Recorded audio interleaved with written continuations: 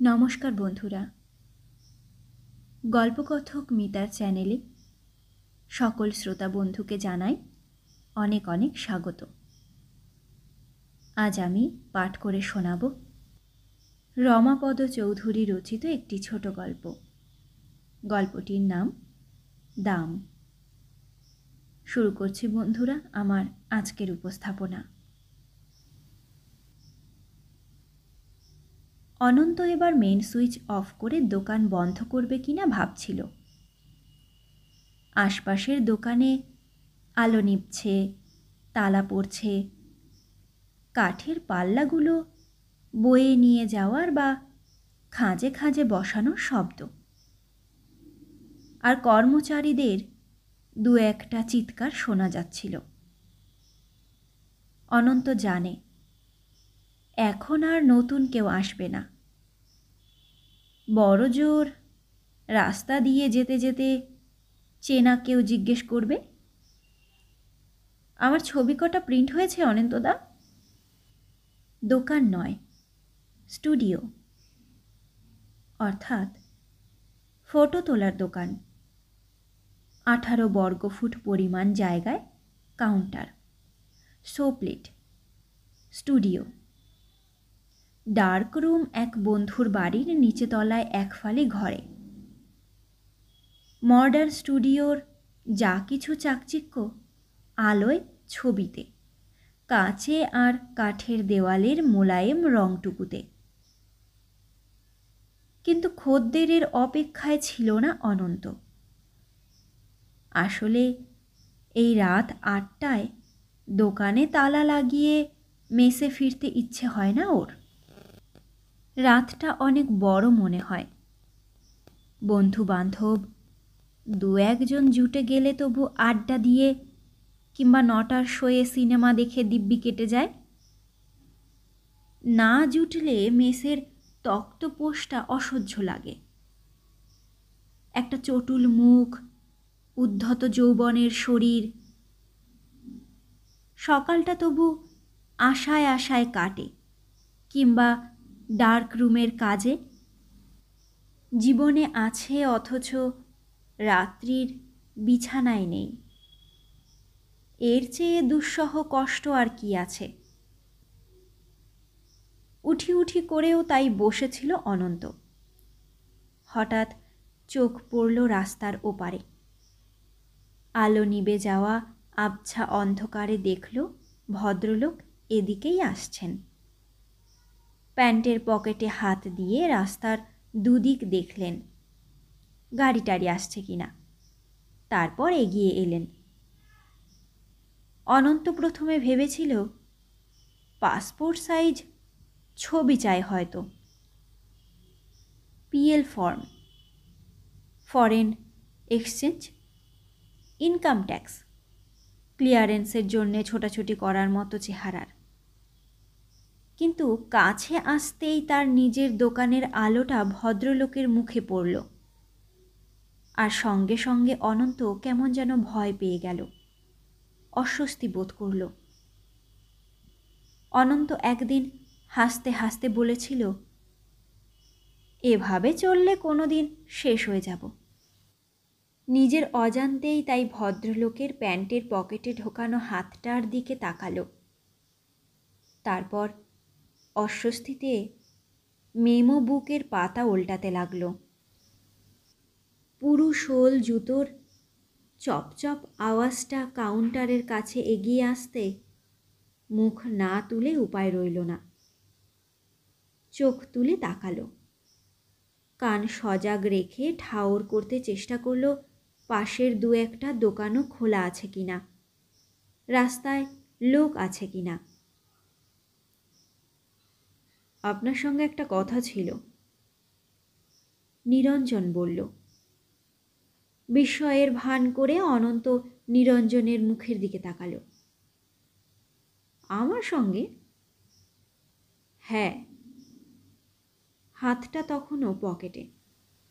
অনন্তর ভয় করতে লাগল।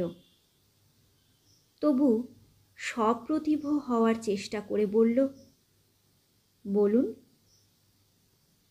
এর আগেও নিরঞ্জনকে ও কয়েকবার দেখেছে দূর থেকে। একবার বুঝি সামনাসামনি হয়েছিল এখানেই। কিন্তু এখন নিরঞ্জনের কাছে ওর নিজেকে বড় ছোট মনে হলো। ও নিজে ভোঁতা বাটালি দিয়ে বানানো শালকাঠের শরীর, রুক্ষ, মুখটা পাকা আতার মতো কালচে আর এবড়ো খেবড়ো। নিরঞ্জন বেশ ফর্সা আর নরম, এখন ফ্যাকাশে, বিষণ্ণ। একটা চাপা রাগ, ঘৃণা, ব্যথা আর বিব্রত ভাবকে অহংকারের মধ্যে লুকিয়ে রাখবার চেষ্টা। তবু কথাগুলো নিরঞ্জন এত স্পষ্টভাবে উচ্চারণ করছিল যে অনন্ত ভয় পেল। নিরঞ্জন বোধহয় চেয়ার টেয়ার খুঁজল, তারপর বলল, একটু সময় লাগবে বলে হালকা কাঠের দরজাটা ঠেলে ভেতরের ফটো তোলার জায়গাটা দেখল। আসুন, এখানেই বসি। যেন নিরঞ্জন ওর দোকানে আসেনি, অনন্তই আগন্তুক। এখানে বাইরে রাস্তা থেকে দেখা যাওয়া কাউন্টারে তবু কিছুটা নির্ভয় ছিল। এবার বুক দূর দূর করল আর চোখে একবার নিরঞ্জনের প্যান্টের পকেটটা দেখল। কিন্তু না গিয়েও উপায় নেই। অনন্ত একবার ভাবল দোকান বন্ধ করার সময় হয়ে গেছে, পারল না। ধীরে ধীরে ছোট্ট কুঠিরটার ভেতর দিয়ে ঢুকল নিরঞ্জনের পিছনে পিছনে। নিরঞ্জন কাঠের দরজাটা ঠেলে বন্ধ করে দিল।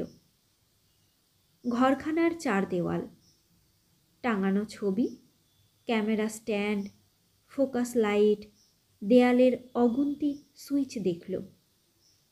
তারপর ফোল্ডিং সোফা, সেটার ভাঁজ খুলে দিলে বেড। ওটার দিকে তাকিয়ে নিরঞ্জন মুখের ক্রূর কুটিল নৃশংস হাসিটুকু চাপল। দুখানা টুল নিয়ে মুখোমুখি বসলো তারা দুজনে। এই লোকটার শান্তি নষ্ট করেছি আমি, হয়তো প্রতিশোধ নিতে এসেছে। অনন্ত ভাবল নিরঞ্জনের মুখের দিকে তাকিয়ে। লোকটার অবস্থা মোটেই ভালো নয়, চেহারা বদখত। এ আমাকে অপমান করেছে, নিরঞ্জন ভাবল অনন্তর মুখের দিকে তাকিয়ে। আজ অনন্ত ভয় পাচ্ছে, কিন্তু একদিন নিরঞ্জনের ওপর রাগে গুমড়েছে ও। দাঁতে দাঁত চেপে একদিন বলেছে, বলো তো শালাকে সাফ করে দিই। নিরঞ্জন সহ্য করেছে, বিকৃত হাসির আড়ালে জ্বালা লুকিয়েছে। ভেবেছে এই বন্য মানুষটা বড় বড় নখ দিয়ে তার হৃৎপিণ্ড আঁচড়ে দিয়েছে।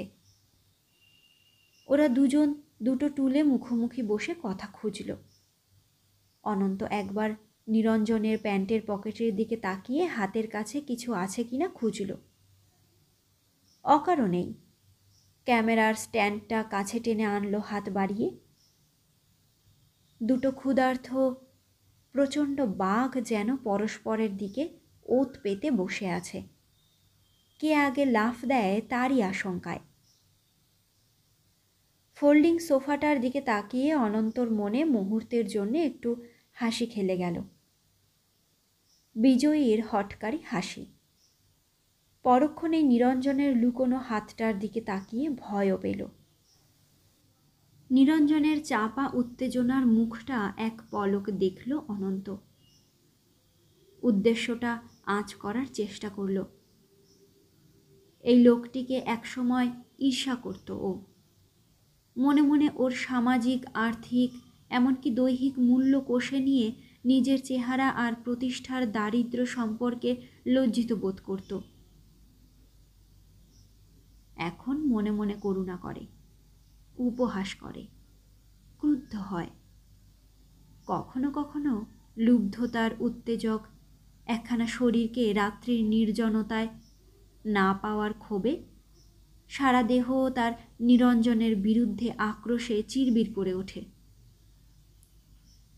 নিরঞ্জন সব জানে, সব বোঝে, তবু অক্ষম প্রতিহিংসায় শুধু দাঁতে দাঁত ঘষে, পরিত্রাণ খোঁজে, এই নিত্যদিনের যন্ত্রণা থেকে পালাবার পথ খোঁজে। তাই কোনো ভনিতা করল না নিরঞ্জন।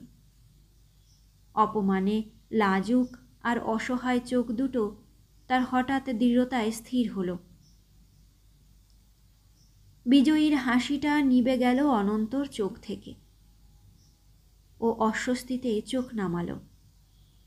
ভয় সরিয়ে এক বুক দুঃসাহস নিয়ে একটা আকস্মিক কোনো ঘটনার জন্যে তৈরি হলো, কিংবা বজ্রাঘাতের মতো কোনো কথা শোনার জন্যে।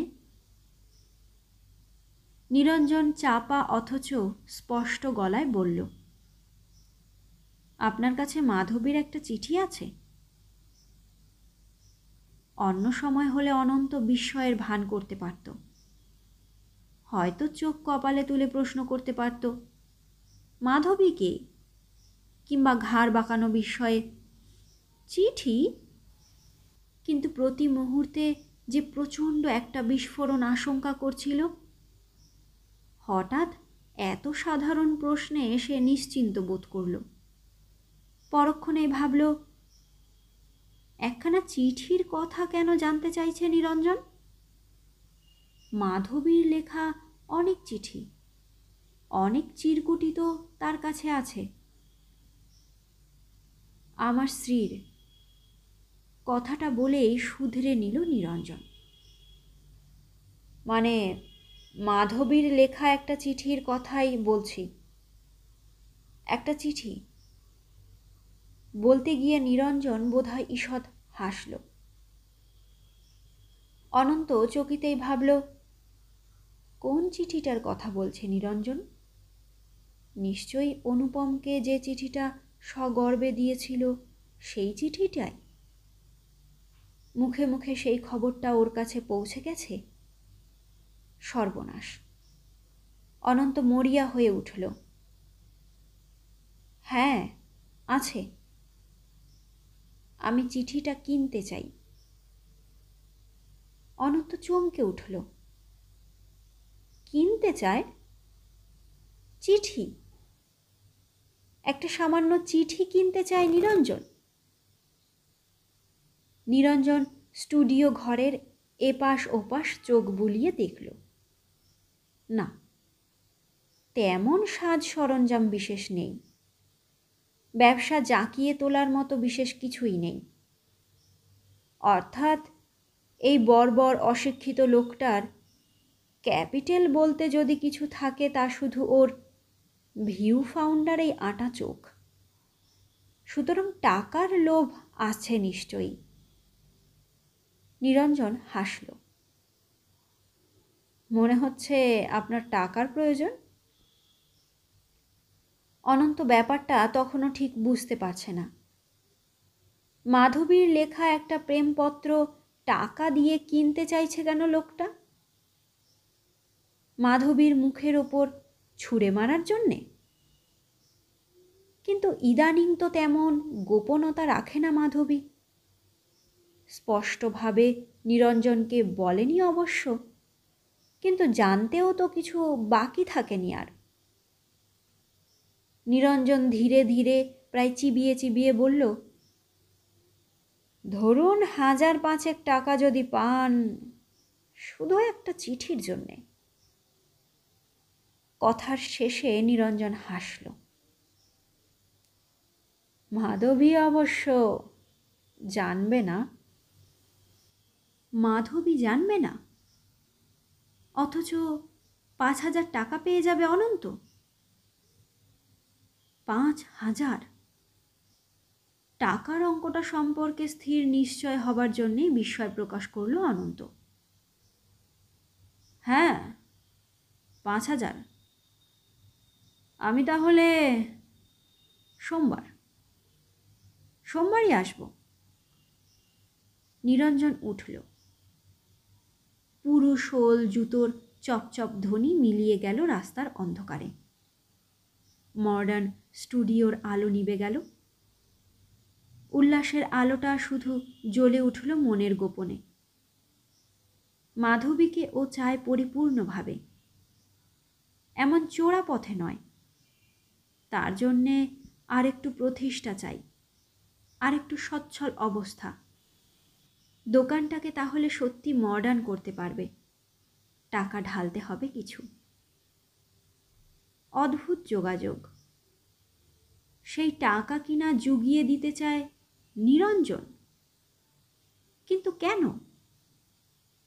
আজ আর কিছুই তো বোধহয় জানতে বাকি নেই তার। এখন আর নিছক সন্দেহে জ্বলছে না তো সে। রাত্রের সেই দৃশ্যটা ভাবতে ভাবতে হাসি পায় অনন্তর। অকারণ ভয় পেয়েছিল। ভেবেছিল মৃত্যুর মুখোমুখি বসে আছে। তার বদলে দুর্বোধ্য এক জীবনের আশা দেখতে পেয়েছে সে। মাধবীকে বলতে হবে সমস্ত ব্যাপারটা। মাধবীও হয়তো হাসবে। মাধবী। দুপুর 12টার পর থেকে অসহ্য অপেক্ষায় বসে থাকতে হয়। কে বলে শরীর দিয়ে ভালোবাসা যায় না? অনন্ত তার সমস্ত শরীরকে তখন সহস্র প্রদীপের মতো জ্বালিয়ে রাখে। সমস্ত ইন্দ্রিয় উন্মুখ হয়ে থাকে। মাধবী আসছে।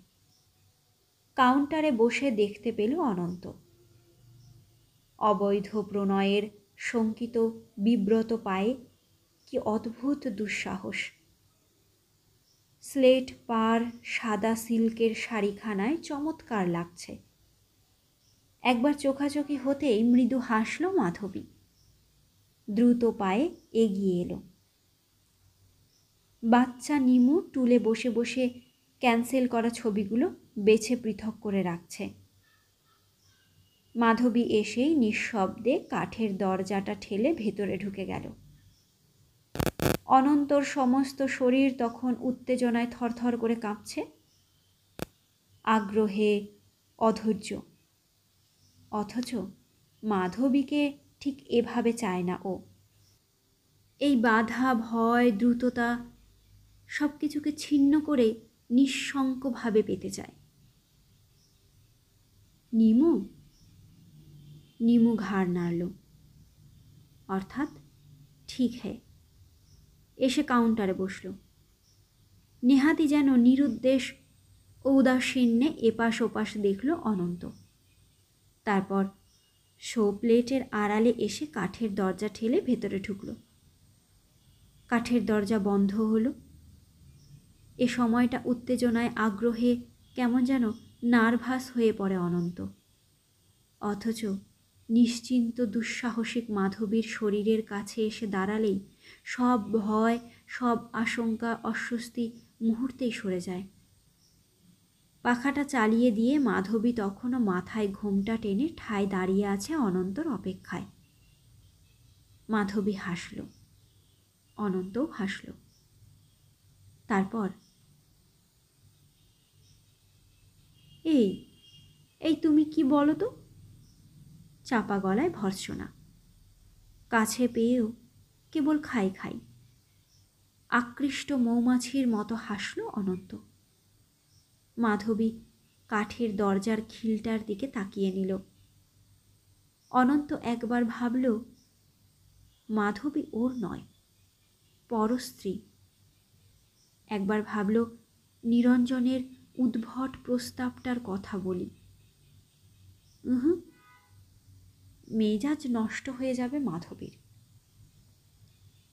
কি কুক্ষণে যে ছবি তোলাতে এসেছিলাম। মাধবী কৌতুকে হাসল। তার আগে থেকেই তো ছবিটা বুকের মধ্যে গাঁথা হয়ে গিয়েছিল। অনন্ত নেহাতি কথার পিঠে কথা ওঠালো। হাতটাকে একটু ভব্য করতে শেখো।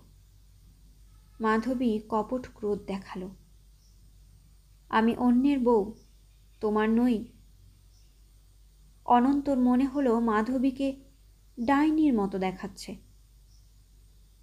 আমার হতে তোমারই অনিচ্ছা। অনন্ত অনুযোগ করল। তোমার সাহস নেই, মাধবী অভিযোগ তুলল। তুমি 700 টাকা মাইনের সঙ্গে বাঁধা পড়েছ, অনন্ত বলল। আহ, কি হচ্ছে কি?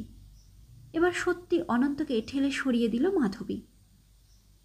অনন্ত একটুক্ষণ কি যেন ভাবল, তারপর খসখসে চাপা গলায় বলল, তুমি কষ্ট পাবে। আমি সচ্ছলতা চাই না, স্বস্তি চাই।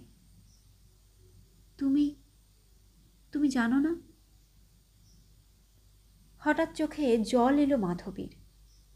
জলে ভাসা দুটো বড় বড় চোখ মেলে তাকালো সে অনন্তর মুখের দিকে। আমি আমি আর পারছি না এভাবে বাঁচতে, তুমি আমাকে বাঁচাও। অনন্ত ওর অন্যমনস্কতায় খুশি। গুনগুন করে অস্পষ্ট ঠোঁট চাপা একটা শব্দে কি যেন বলল ও। স্তোক দিল। আমি ওখানে থাকতে পারবো না। মাধবী চোখের জল মুছল। অনন্ত প্রকৃতস্থ হল। মাধবীর যন্ত্রণার স্পর্শে ওর মন নরম হল। কপালের ঘাম মুছে বলল, বেশ, কিছু টাকা পাচ্ছি, ব্যবসাটা জাকিয়ে তুলে। দীর্ঘশ্বাস ফেলল অনন্ত। বলল, আমার দিন রাত্রি কিভাবে কাটে তুমি জানো না। খুব জানি, তোমাকে আমার জানতে বাকি নেই। মাধবী এতক্ষণে আবার স্বাভাবিক হয়ে উঠেছে। কৌতুকে হেসে উঠল। মাথার ওপর ঈষৎ ঘোমটার আভাস দিয়ে চোখে অনুনয় আঁকল। চলি এখনই? এই না। কাঠের দরজাটা ঠেলে বেরিয়ে এসে এক নিমেষে থমকে দাঁড়ালো মাধবী। তারপর দ্রুত পায়ে ফুটপাতে নেমে হারিয়ে গেল। নিজের ফ্ল্যাটটায় ফিরে এসে মাধবী নিশ্চিন্ত বোধ করল। বুকের দাপানিটা এতক্ষণে থেমেছে। মুখে যত দুঃসাহসের নিঃশঙ্ক ভাব ফোটাক না কেন, এই ছোট্ট সুন্দর ফ্ল্যাটের নির্ভাবনার আশ্রয়ে ফিরে এসে তবেই হৃৎপিণ্ডের দ্রুততা স্বাভাবিক হয়। ঘরে ফিরেই ঝি আন্নার মা খোঁজ করল। বিছানা দেখল, না, টুনু তেমনি ঘুমোচ্ছে। খুদে খুদে ফর্সা নরম হাতের মুঠিতে তোয়ালের একটা প্রান্ত ধরে। দেখে মনটা খুশি হলো, হাসি পেল। ফুর্তিতে টুনুর ঘুমন্ত গালে চুরুক করে একটা চুমু খেল। নিজের মনেই এক পাক ঘুরে নিয়ে গুনগুন করে একটা গানের কলি ভাজল। আয়নার সামনে গিয়ে দাঁড়ালো। আয়নায় নিজেকে ভালোবাসল। টান টান করে শাড়িটা পরল। আয়নায় দেখল, আবার হাসল। তারপর আবার টুনুর কাছে এসে তার হাতের মুঠো থেকে তোয়ালেটা টেনে সরাতে গিয়ে হেসে উঠল। টুনুর সমস্ত শরীরটা ঘুমের মধ্যেই ধর্মর করে নড়ে উঠেছে। মজা পেল মাধবী। টুনুটা কি বোকা! মার শাড়ির আঁচলটা চেপে ধরে ঘুমোয়, কিছুতেই ছাড়িয়ে নেওয়া যায় না। কতদিন তাই শাড়ির ভেতর থেকে নিজেকে বের করে আনতে হয়েছে। মুঠোর মধ্যে আঁচলটা ধরা থাকলেই ভাবে মা আছে। মাধবী একবার ভাবল, আমরা সবাই কি তাই? নিরঞ্জন ওর সিঁথির সিঁদুরটার দিকে তাকিয়ে ভেবেছে মাধবী আছে। নিরঞ্জনের কাছ থেকে মাসের মাইনেটা নিয়ে মাধবী ভেবেছে নিরঞ্জন আছে। অনন্তটা বুনো, একটা রাক্ষস। নিজের মনেই খিলখিল করে হেসে উঠল। দুর্ভিক্ষের খিদে। বন মানুষ। একটু পেয়েছ কি গ্রাসে গিলতে চাও? আচ্ছা, কি দেখে এমন নেশায় পেল মাধবীকে? মাধবী কিছুতেই বুঝতে পারছে না, অথচ ও নিজেও হয়তো বন্য, বাঘিনী। তোমার স্টুডিও ঘরের এই খাটো দরজাটা মনে হয় কি জানো, একটা পাহাড়ি জঙ্গলের কাঠের পাটা সরিয়ে গুহায় ঢুকছি। আদিম মানুষের গুহা, বড় বড় নখ, খোঁচা খোঁচা দাড়ি গোঁফ। খিলখিল করে হেসে উঠল আবার। সুযোগ পেলেই মুঠোয় ধরা শাড়ির খোলস থেকে সুরুত করে সরে পড়ি আমরা সবাই। অনন্ত তা নয়, অনন্ত সরে পড়বে না। আচ্ছা, অনন্ত কি সত্যি কিছু টাকা পাচ্ছে? ব্যবসা জাকিয়ে তুলবে? না, অনন্তকে অবিশ্বাস করে না ও। কিন্তু এক এক সময় ওই গোয়ার আর রাগী মানুষটাকে বড় ভয় হয় মাধবীর। কি সাহস বাবা! ছবি ভালো হয়নি বলে কতবার যে ঘুরিয়েছিল। তখন কে জানতো? না, ওর নিজেরও বারবার যেতে ইচ্ছে হতো বই কি। তা না হলে যেদিন ওকে সোফায় বসিয়ে শাড়ির পাড়টা ঠিক করে দিতে গিয়ে ওকে আলতোভাবে ছুলো, লজ্জায় কান ঝাঝা করে উঠলেও রাখতে পারল না কেন? আচ্ছা, ডিভোর্স নেব? ডিভোর্স? তারপর কি অনন্তকেও? ও না না, অনন্তকেও ভালোবাসে ঠিকই, তা বলে নিরঞ্জনের বদলে অনন্ত? তুমি তুমি একটা ছোট লোক, ছোট লোকের মতো সন্দেহ তোমার। প্রথম দিন ক্রোধে ফেটে পড়েছিল মাধবী, অথচ ও জানত নিরঞ্জনের সন্দেহটা অকারণ নয়। শুধু মনে হয়েছিল কি এমন দাবি করেছে ও? না, কোনো পাপ তো করেনি, শুধু একটা নেশা। এখন এখন নিরঞ্জনকেই ও সহ্য করতে পারে না। ওর একটুখানি স্বপ্নকে বাধা আর নিষেধের কাঁটায় ক্ষত বিক্ষত করতে চেয়েছে নিরঞ্জন, তবু সহ্য করেছে। অথচ সহ্য করতে করতে কখন দূরে সরে গেছে। তারপর যেদিন আবিষ্কার করল নিরঞ্জন একটা হিপোক্রিট, সেদিন ওর জীবন থেকেই মুছে গেল সে। না, যতক্ষণ নিরঞ্জন বাসায় না থাকে ততক্ষণই শান্তি। বিয়ের পর এক ছাদের নিচে আছি দুজনে, তাতেই কত আনন্দ ছিল। এখন চার দেয়ালের মাঝে নিরঞ্জন ফিরে এলেই নিজেকে বন্দি মনে হয়। হাঁপিয়ে ওঠে মাধবী। হ্যাঁ, পায়ের শব্দে বুঝতে পারছে মাধবী নিরঞ্জন আসছে, ফিরছে। ঘড়ির দিকে তাকালো। এখন মাধবী একটা হৃদয়হীন যন্ত্র। যন্ত্রের মতো দু একটা কথা বলবে, প্রায় টেপ রেকর্ডের গলায়। চিঠিগুলো এগিয়ে দেবে, খাবার টেবিলে ভাতের থালা নামিয়ে দিয়ে শুষ্ক স্বরে বলবে, আচার আছে বাটিতে। কিন্তু খাবার টেবিলে বসে নিরঞ্জন উসখুস করল। তারপর ধীরে ধীরে বলল, আমাদের একটা ফয়সলা করে ফেলা উচিত। ভাতের ওপর ডালের বাটিটা উপুর করে ভাত মাখতে লাগলো মাধবী। চোখ তুলল না। আমি এভাবে চলতে দিতে পারি না, স্পষ্টভাবে প্রত্যেকটি কথা উচ্চারণ করল নিরঞ্জন। অর্থাৎ? মাধবী মুখ না তুলেই বলল,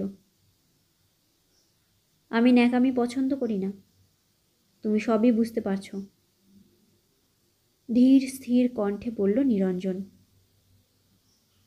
চারপাশের ফ্ল্যাট, সামনের রাস্তা সব নিশ্চুপ হয়ে গেছে। আলো নিভে গেছে সব জানলায়।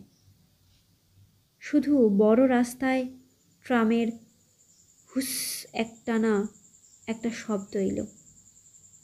নিস্তব্ধতার মাঝে তাই নিরঞ্জনের ঠান্ডা উত্তাপহীন চাপা গলার কথাগুলো ভীষণ নৃশংস ঠেকল মাধবীর কানে।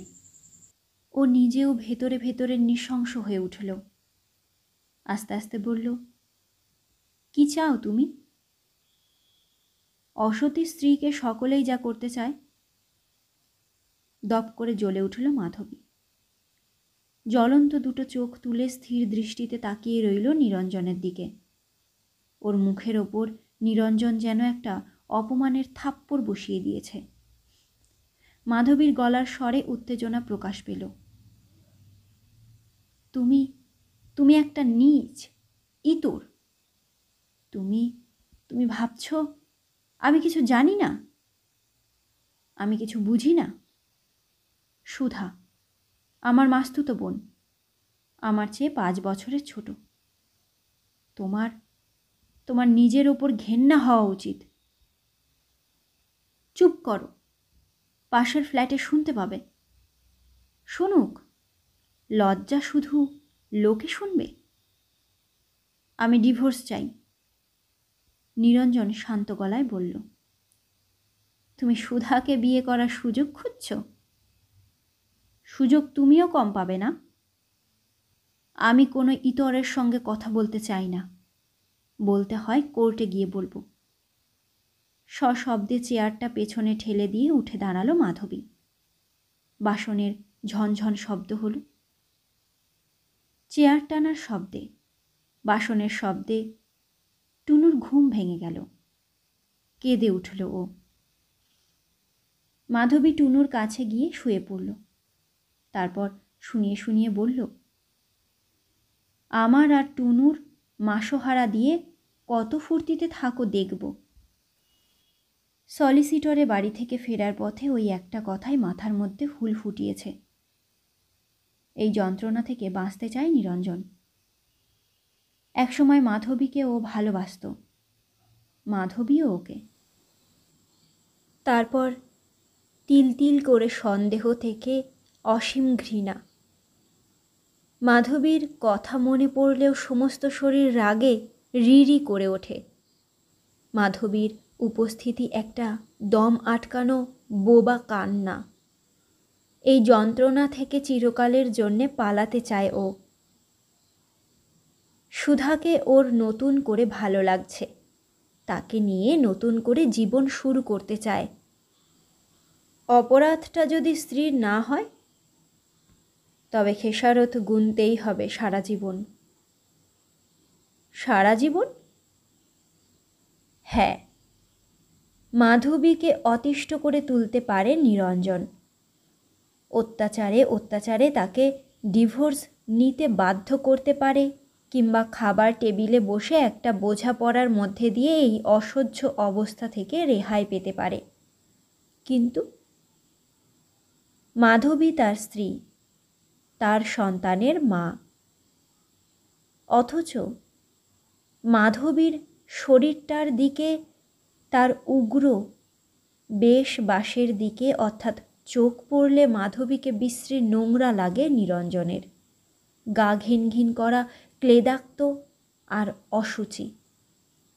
যাকে ঘৃণা করে, যার উপস্থিতিটুকু জ্বালা ধরায়, পাশের ফ্ল্যাটের ধূর্ত বেড়ালটার মতো যাকে উপেক্ষা করেও চোখে চোখে রাখতে হয়। হৃদয়ের অনুভূতিতে কোথাও যার অস্তিত্ব নেই, সেই নোংরা শরীরটার লোলুপতার কাছে মাসে মাসে একটা মোটা অঙ্ক তুলে ধরার যন্ত্রণা থেকে রেহাই পেতে চায় নিরঞ্জন। সব স্মৃতি মুছে ফেলে নতুন করে জীবন শুরু করতে চায়। সলিসিটর নির্বিকার কণ্ঠে বলেছেন, তাহলে একটা প্রমাণ চাই that she is not faithful to you. আছে আপনার কাছে? আছে। নিরঞ্জন জানে, নিরঞ্জন জানতে পেরেছে সে প্রমাণ আছে অনন্তর কাছে। খবরটা কি অনন্তই কায়দা করে তার কানে পৌঁছে দেবার ব্যবস্থা করেছিল? বেশ একটা মোটা টাকা হাঁকাবার জন্যে? কাঠ কাঠ ওই বিচ্ছিরি চেহারার লোকটাকে মাধবী নিশ্চয়ই বিয়ে করার কথা ভাবতেও পারে না। আর মাধবী, অনন্তর কাছে মাধবী নিশ্চয়ই অনেকের একজন, কয়েক হাজার টাকার চেয়ে অনেক দামি নয়। অনন্তকাল ধরে একটা পাহাড় প্রমাণ টাকা গুনে দিতে পারবে না নিরঞ্জন। এই দুশ্চিন্তা এই বিষাক্ত কাঁটাটা বুকের ভেতর বয়ে বেড়াতে পারবে না। সুধা, তুমি কি বলো? লোকটা 1 নম্বরের বজ্জাত, চাপ দিয়ে তোমার কাছে বেশি টাকা আদায় করতে চায়, কিন্তু সেও ভালো। অতীতকে মুছে ফেলো তুমি, আমাদের সামনে ভবিষ্যৎ আছে। আমি 5,000 টাকা দিতে চেয়েছি, প্রভিডেন্ট ফান্ড আর ইন্স্যুরেন্স থেকে ধার করে ওকে দিয়ে নিশ্চিন্ত হতে চাই, শুধু এই চিঠিটা পেলেই। নিরঞ্জন হঠাৎ উঠে দাঁড়ালো। না, আজ আর একবার দেখা করবে অনন্তর সঙ্গে, শেষ কথা বলে আসবে। নিশ্চয়ই চিঠিটা বেচতে রাজি ও, তা না হলে মাধবীর কাছে সমস্ত গোপন রেখেছে কেন? নাকি সব জেনে শুনেও চুপ করে আছে মাধবী, মজা দেখছে? রাত 8টা বেজে গেছে। এই সময়টাই নির্জন, এখনই দেখা করার, ধীরে সুস্থে কথা বলার সুযোগ। নিরঞ্জনকে দূর থেকে দেখতে পেল অনন্ত, উঠে পড়ল। ইশারায় নিরঞ্জনকে অপেক্ষা করতে বলে দোকানের আলো নেবালো, দরজা বন্ধ করল, তালা ঝোলালো। শালার ইন্সপেক্টরগুলোকে বিশ্বাস নেই। নগদে 5টা টাকা দিয়ে বিদায় করতে হবে হয়তো। চলুন কোথাও একটা চায়ের দোকানে গিয়ে বসা যাক, অনন্ত বলল। একজন প্রবঞ্চক, আর একজন প্রবঞ্চিত। নিরঞ্জন ভাবছে, ভাগ্যের পরিহাস দেখো, এই লোকটা আমার স্ত্রীকে অপবিত্র করেছে, ব্যভিচারিণী করেছে, আমার কাছ থেকে তার মন কেড়ে নিয়েছে। এখন সে আমার কাছে একটা ঠান্ডা জড় পদার্থ। আমার উচিত একটা ধারালো ছুরি এনে ওর পিঠে গেঁথে দেওয়া, কিংবা একটা কার্তুজ নষ্ট করা। তার বদলে আমি এখন হেসে অনুনয় করে লোকটার মন ভেজাতে চাইছি। আমি ওর বন্ধু হয়ে উঠতে চাইছি। অনন্ত ভাবছে, মজা দেখো, এই লোকটাকে আমি এখন আঙুলের ডগায় নাচাতে পারছি। এই লোকটা, অফিসে যার দাপট আছে, আইনে যার স্ত্রীর ওপর অধিকার আছে, এই লোকটাকে প্রথম কি ভয়ই না পেতাম, এখনও পাই। মাধবী ভয় পায়, আমি ভয় পাই। এর ভয়েই মাধবীকে কোনোদিন নিশ্চিন্তে পেলাম না, পেয়েছি শুধু বুক দুরু দুরু আশঙ্কার মধ্যে। অথচ এখন আমরা দুজনে লেনদেনের ব্যবসায় বন্ধু হবার চেষ্টা করছি। নিরঞ্জন আর অনন্ত একটা চায়ের দোকানে এসে ঢুকল। অন্য সব দোকান বন্ধ হয়ে গেছে। অন্ধকার রাস্তা কিছুটা নির্জন। চায়ের দোকানটাও বন্ধ হব। বয়গুলো কেউ বিরক্ত হলো ওদের দেখে, কেউ নির্বিকার বসে রইল। 2 কাপ চায়ের অর্ডার দিয়ে খদ্দেরহীন দোকানটার এক কোণে গিয়ে টেবিলের দুপাশে মুখোমুখি বসল দুজনে। অনন্তর হাসি পেল। প্রথম দিন ওর স্টুডিওর গুহা ঘরে যেদিন মুখোমুখি বসেছিল ওরা, সেদিন কি ভয় না পেয়েছিল অনন্ত। বারবার নিরঞ্জনের পকেটে গোজা হাতটার দিকে তাকাচ্ছিল। সেদিনের কথা ভেবে হাসি পাচ্ছে তার। আজও তেমনি পকেটে হাত গুজেই এসেছে নিরঞ্জন, যেন অনন্তর একটা কথায় ওই পকেট থেকে কয়েকটা 1000 টাকার নোট বের করে দেবে। আসলে পকেটে হাতে রেখে হাঁটা নিরঞ্জনের একটা অভ্যাস, অনন্ত এ কয়দিনে বুঝে গেছে। আপনি কি তাহলে ব্যাপারটা ভেবে দেখলেন? নিরঞ্জন ধীরে ধীরে জিজ্ঞেস করল। সামান্য একটা চিঠি নিয়ে আপনার কি লাভ বলুন তো? অনন্ত হাসল, যেন তার কোনো ঘনিষ্ঠ বন্ধু মোটা দাম দিয়ে একটা রিজেক্টেড ছবি কিনতে এসেছে। অনন্ত ভেবেছে কদিন। মাধবীকে বলতে গিয়েও থেমে গেছে। ওর কানের কাছে মাধবী ফিসফিস করে বলে উঠেছে, সে কি, তুমি চিঠিটা বেচে দেবে? তুমি তো আমাকেও কোনো দিন। আমি মুক্তি চাই, আমি মাধবীকে ভুলে যেতে চাই। সারা জীবন ধরে প্রতি মাসে সে আমাকে কাঁটার মতো একবার করে বিঁধে যাবে। টাকাটা যে খুবই কম। অনন্ত লোকটাকে যেন করুণার চোখে দেখছে। বেশ, 6,000। 6,000 দেব। লোভে চকচক করল অনন্তর চোখ দুটো। তবু নিরঞ্জনের কাছে সেটা প্রকাশ করল না। মনে মনে এঁটে নিল, এই টাকাটায় স্টুডিওটা কিভাবে আরও আধুনিক করে তোলা যায়। একটা ভালো ক্যামেরা, বড় সাইজের অ্যানালাইজার একটা, ডার্ক রুমের টুকিটাকি, আর হ্যাঁ, ডার্ক রুম অ্যাসিস্ট্যান্ট একজন মাইনে করে রাখলে অর্ডার মতো খেলাধুলো, সভা সমিতির ছবি তুলতেও ও বেরোতে পারবে। আমার কিন্তু আরও বেশি কিছু টাকার দরকার। অন্তরঙ্গ হাসি হাসল অনন্ত। কিন্তু বিশ্বাস করুন, আমার বেশি টাকা দেবার মতো সঙ্গতি নেই, অনুনয়ের স্বরে বলল নিরঞ্জন। ভেতরে ভেতরে ও জ্বলে উঠতে চাইল। বেটাকে এক ধাক্কায় মাটিতে ফেলে তার বুকের উপর দাঁড়িয়ে দাঁড়িয়ে লাথির পর লাথি মারতে ইচ্ছে হলো। প্রথম যেদিন সন্দেহ হয় সেদিনও এমনই একটা ইচ্ছে হয়েছিল, তবে অনন্ত না, মাধবীকে। 7,000 টাকা যদি দেন আমি ভেবে দেখতে পারি, অনন্ত উপেক্ষার গলায় বলল। 7,000? নিরঞ্জন চমকে উঠল।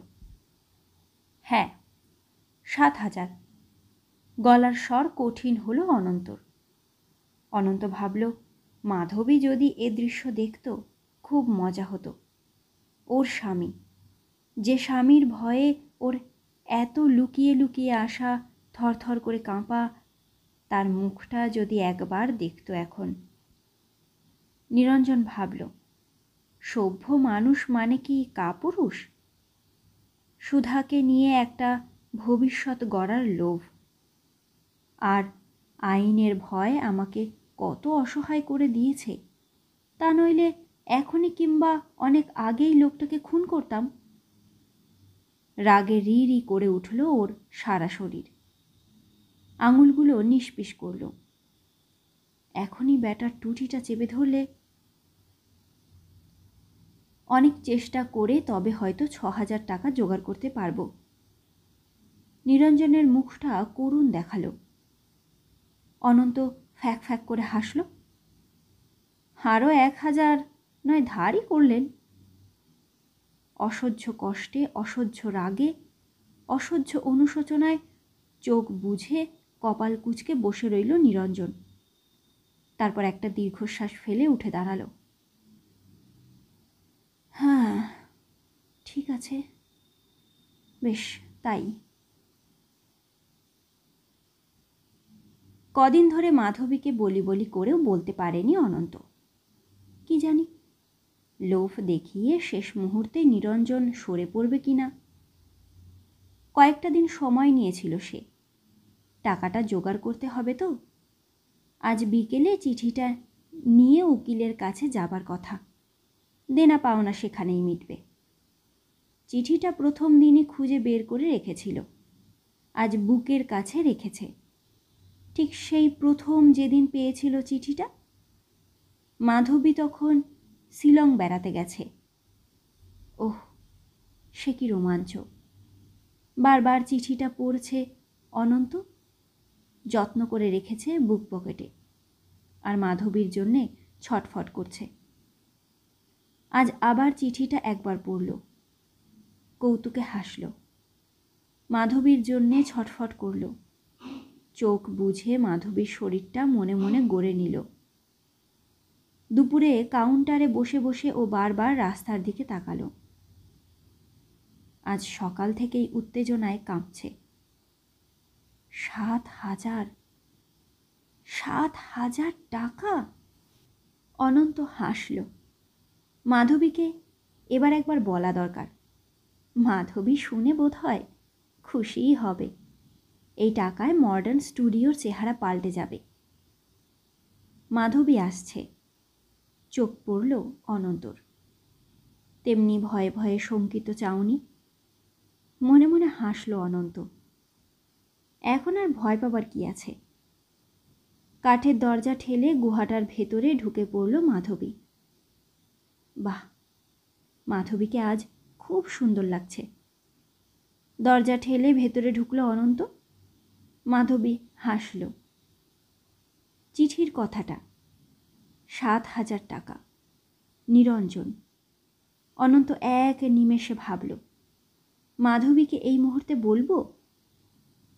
ছন্দিত লতার মতো আবেশে শিথিল একটা শরীর একটা অসহায় কণ্ঠে ফিসফিসিয়ে বলল, জানো, ও আমাকে ডিভোর্স করবে বলে ভয় দেখাচ্ছে।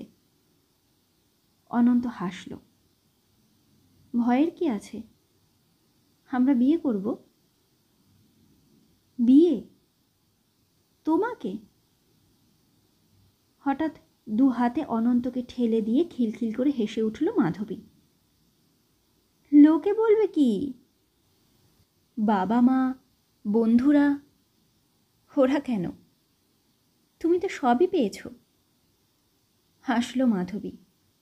মনে মনে ভাবল, ওই লোকটার অনন্তর পাশে পাশে থাকবে ওর স্ত্রী হয়ে? না না, প্রাণ থাকতে ও তা পারবে না। শুধু ভালোবাসবে, গোপনে ভালোবাসবে। তার উচ্ছল হাসির মুখটার দিকে তাকিয়ে থাকতে থাকতে অনন্তর সমস্ত মুখ ফ্যাকাশে হয়ে গেল। আলিঙ্গনের দুটো রূঢ় হাত কেমন অবশ হয়ে গেল। অনন্ত একটু আগে ভেবেছিল চিঠির কথা। 7,000 টাকা, নিরঞ্জনের অনুনয়। সব বলবে। দুজনে প্রাণ খুলে হাসবে। বলবে নিরঞ্জনের মুখটা কেমন দেখাচ্ছিল। এখন দেয়ালের আয়নাটাকে ভয় পেল অনন্ত। ওর মুখটা অপমানে কতখানি করুণ আর ফ্যাকাশে দেখাচ্ছে দেখতেও ইচ্ছে হলো না। লোকে বলবে কি? কথাটা মাথার মধ্যে হুল ফোটালো। এই কদিনে নিরঞ্জন, যাকে ওরা ভয় পেত, সে অনন্তর পায়ের তলায় লুটিয়ে পড়েছিল। এখন অনন্তর মনে হলো নিরঞ্জন সব হারিয়েও অনন্তর বুকের ওপর পা দিয়ে আবার উঠে দাঁড়িয়েছে। না, মাধবীর ওপর লোভ হচ্ছে না অনন্তর। ওর মাংসর লুব্ধতার ওপর আর কোনো আগ্রহ নেই। 7,000 টাকা, 7,000 টাকা চায় শুধু। মডার্ন স্টুডিওর চেহারাটা বদলে দিতে চায়। কই, আপনি তো গেলেন না উকিলের কাছে? একটা দোকানও তখন বন্ধ হয়নি। আলোই আলো। রাস্তায় ভিড়, দোকানে দোকানে চিৎকার, হট্টগোল। নিরঞ্জনের মুখের ওপর আলো পড়েছে। নিরঞ্জনের হতাশ অসহায় মুখটার দিকে তাকালো অনন্ত। প্যান্টের পকেটে হাতে রেখে ঠিক তেমনিভাবে এগিয়ে এলো নিরঞ্জন। কই, আপনি তো গেলেন না উকিলের কাছে? অনন্ত হাসল। চিঠিটা এনেছি। বুক পকেট থেকে দীর্ঘ 7টা রঙিন পাতার চিঠিখানা বের করল। এই চিঠিখানা। অনন্ত আবার হাসল। তারপর বলল, এটা আমি বিক্রি করব না। বলে আস্তে আস্তে নিরঞ্জনের চোখের সামনে চিঠিটা দুভাঁজ করে ছিঁড়ল। আবার ভাঁজ করল, আবার ছিঁড়ল, আবার আবার।